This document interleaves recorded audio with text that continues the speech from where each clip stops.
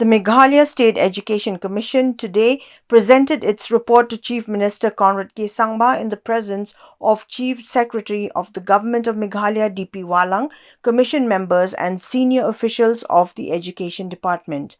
Constituted on the 26th of July 2023 under the Education Department to align with the National Education Policy 2020, the Commission was tasked with reviewing the state's education system and identifying reforms.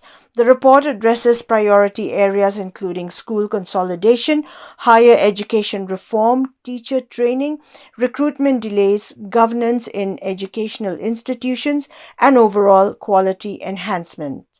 Recommendations cover school and higher education, state universities, colleges, teacher education and technical institutes, drawing from consultations with educators, professional bodies and teacher associations.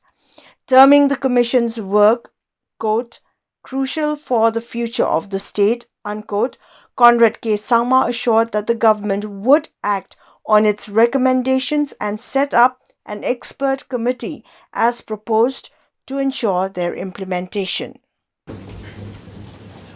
Ready,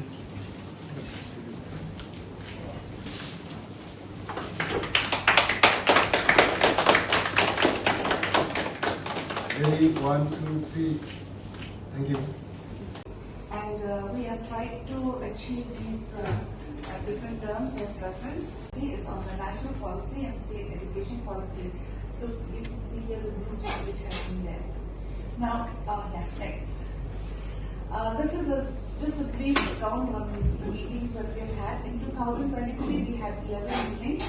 In 2024, we had 24 meetings, and in 2025, we had 12 meetings. So altogether, we have had 47 meetings. Now, these are the field visits. I don't know, they are quite small, but these are the field visits that we have gone to, and the names of the schools and also the colleges and also the guides and the universities that we have visited is in this